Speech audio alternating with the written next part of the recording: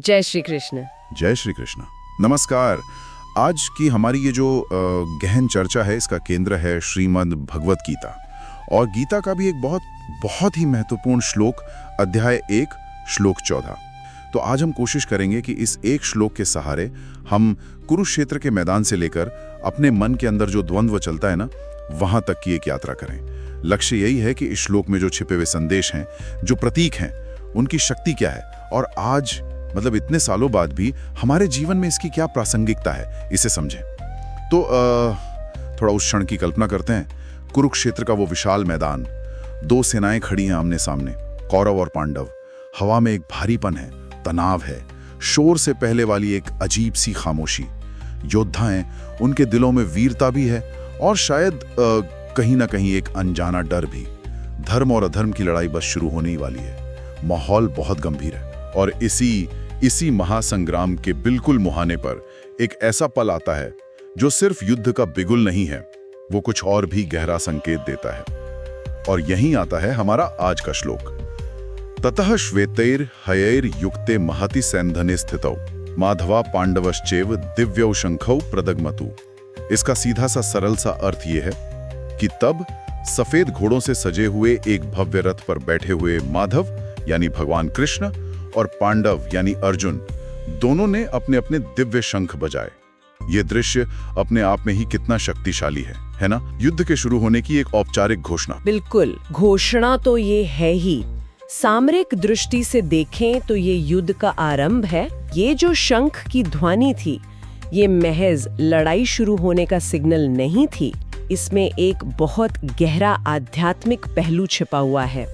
ये आवाज जितनी बाहरी दुश्मनों को चुनौती दे रही थी, उससे कहीं ज्यादा ये अपने अंदर बैठे शत्रुओं को एक ललकार थी। अंदर बैठे शत्रु, वो कौन? हाँ, ये शत्रु है हमारा डर, हमारा भय, आत्मसंदेह जो हमें पीछे खींचता है, हमारे मन का भ्रम जो हमें सही गलत नहीं देखने देता, हमारी अपनी कमजोरियां, संकल्प की कमी, ये सब।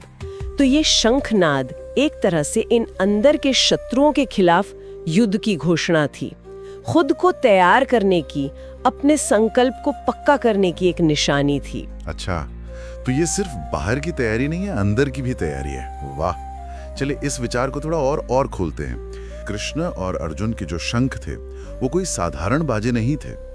उनके नाम भी बहुत खास हैं। हाँ। और उनके मतलब भी गहरे हैं। जैसे कृष्ण के शंख का नाम पांचजन्य, हाँ। और अर्जुन के शंख का देवदत्त। तो क्या ये सिर्फ नाम ही है, या इनके पीछे कोई गहरा प्रतीक, कोई सिंबोलिज्म है? जी, बहुत गहरा प्रतीकवाद है इसमें। पांचजन्य सिर्फ एक नाम नहीं है, ये प्रतीक है ज्ञान का, विवेक का, ईश्वरीय दृष्टि का। ये वो अंदर की स्पष्टता है, वो क्लैरिटी जो हमें सही और गलत में, सत्य और असत्य में, क्या करने लायक है और क्या नहीं, इसमें फर्क करना सिखाती है। ये चेतना का वो स्तर है जहां भ्रम के बादल हट जाते हैं और सच सूरज की तरह साफ दिखता है। पांचजन्य की ध्वनि, आप कह सकती हैं, आत्मा को जगाने वाली आवाज है, जो कहती है जागो, सच को पहचानो। हाँ, यानी पांचजन्य हुई विवेक की आवाज। सही समझ? हाँ। तो फिर देवदत्त, उसका क्या अर्थ है? देवदत्त, जैसा कि नाम से ही कुछ अंदाजा लगता है, देवताओं द्वारा दिया गया।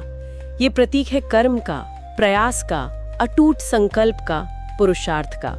ये सिर्फ सोचने या जानने तक नहीं रुकता, ये उस ज्ञान को, उस समझ को एक्शन में बदलने की ताकत है। ये वो इच्छा शक्ति है, वो विल पावर जो हमें मुश्किलों का सामना करने, कोशिश करते रहने और अपने लक्ष्य पर टिके रहने की हिम्मत देती है, ऊर्जा देती है।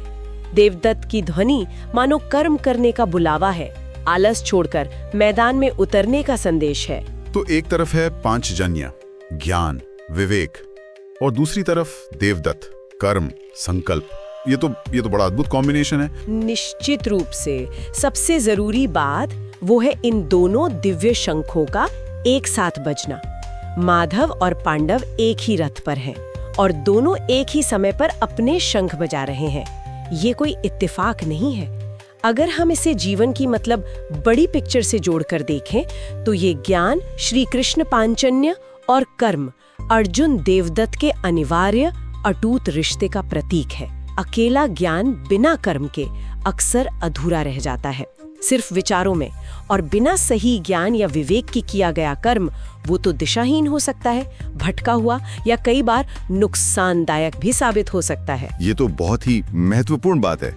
मतलब सिर्फ जानना काफी नहीं है, और सिर्फ करते जाना भी खतरनाक हो सकता है। बिल्कुल, असली और पॉजिटिव बदलाव तभी मुमकिन है।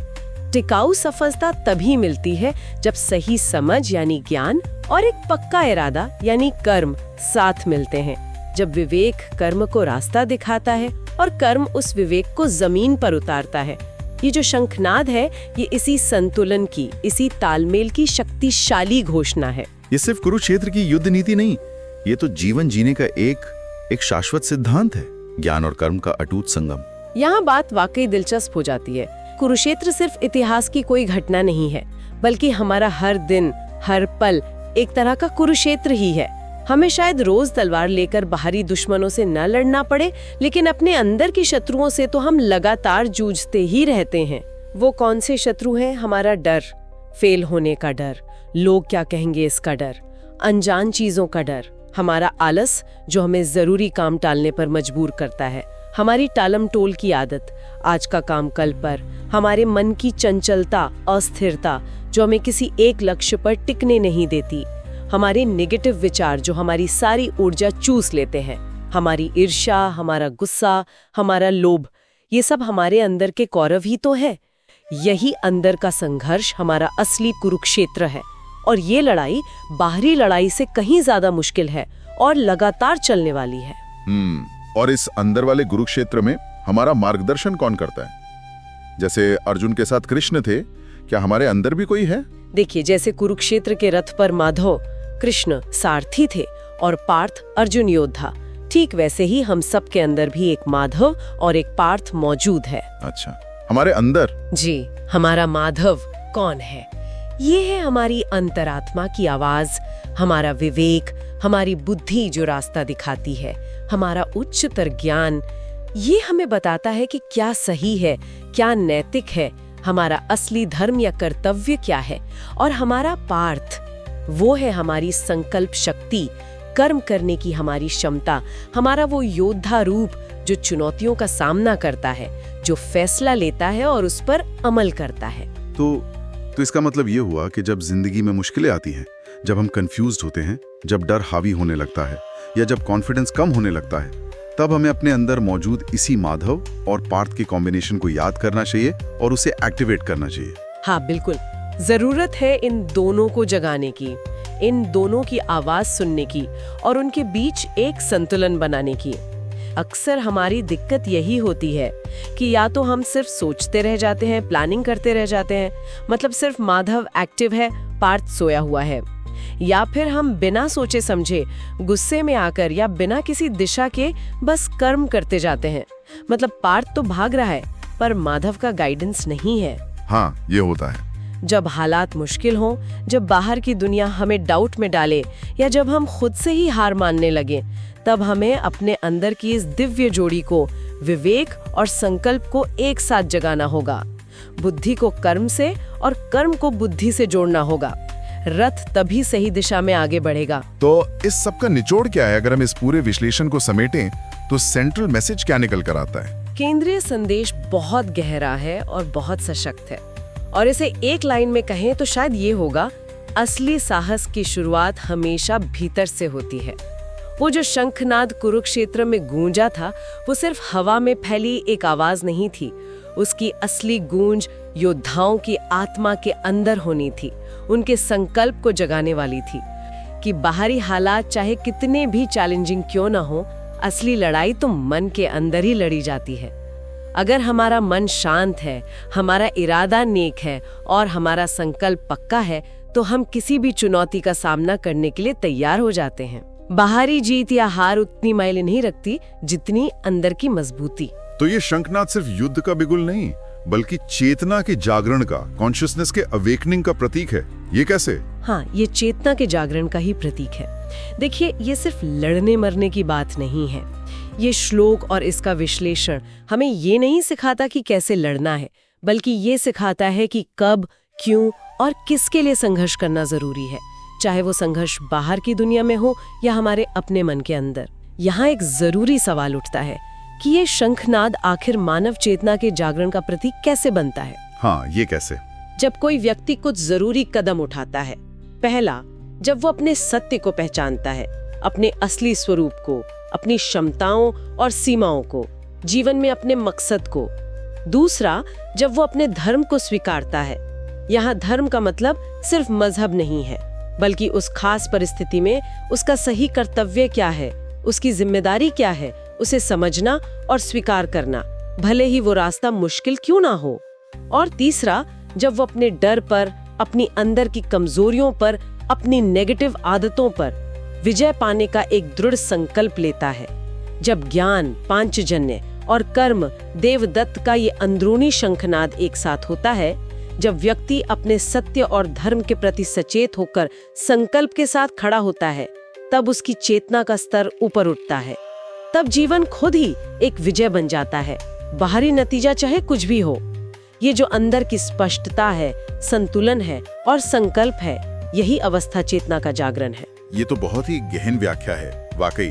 तो अगर हम इस पूरी चर्चा और विश्लेषण से निकले मुख्य विचारों को एकदम संक्षेप में 3 पॉइंट्स में समेटना चाहें, तो वो 3 अचूक सत्य क्या होंगे जिन्हें हम याद रख सकते हैं? हाँ, बिल्कुल। पहला तो ये कि जीवन में आने वाली हर चुनौती, चाहे वो कितनी भी बड़ी या छोटी क्यों ना लगे, असल में वो आत्म खोज और आत्म विजय का एक मौका है। ये हमें अपने अंदर झांकने और अपनी छुपी हुई ताकतों को पहचानने का अवसर देती है। ठीक है, पहला, हर चुनौती एक अवसर है। दूसरा कि असली साहस बाहरी दिखावे में या गुस्से में या शोर शराबे में नहीं होता। वो हमारे अंदर की शांति, स्पष्टता और पक्के इरादे में होता है।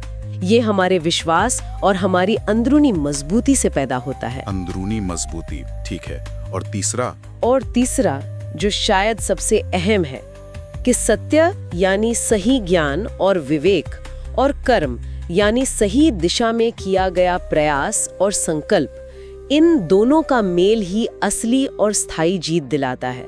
सिर्फ जानना काफी नहीं है, और बिना जाने सिर्फ करना भी भटका सकता है। सही समझ के साथ सही कर्म, यही जीवन में सार्थक बदलाव लाता है। ज्ञान और कर्म का संगम, यही वास्तविक विजय है। तो आज की इस गहरी चर्चा से एक विचार अपने साथ लेकर जाएं। जैसे श्री कृष्ण और अर्जुन ने कुरुक्षेत्र के उस निर्णायक पल में अपने दिव्य शंख बजाकर अपने संकल्प की घोषणा की थी, वैसे ही हम अपने जीवन की रोजमर्रा की चुनौतियों और फैसलों का सामना करते समय अपने अंदर के ज्ञान और कर्म के शंख को कैसे बजा सकते हैं। वो कौन सा पल होता है जब हमें अपने अंदरूनी पांचजन्य और देवदत्त को एक साथ जगाने की जरूरत महसूस होती है। और सोचने के लिए एक गहरा सवाल ये भी है कि अपने अंदर के कृष्ण यानी अपने विवेक की, अपनी अंतरात्मा की शांत और साफ आवाज को एक्टिवली सुनना और उसे महत्व देना, और साथ ही अपने अंदर के अर्जुन यानी अपने संकल्प को, अपनी कर्मठता और हिम्मत को जगाना, ये हमारे रोज के फैसलों, हमारे संघर्षों और हमारे लक्ष्यों के प्रति हमारे नजरिए को किस तरह बदल सकता है। शायद हम सबके अंदर एक दिव्य शंखनाद है जो बजने का इंतजार कर रहा है।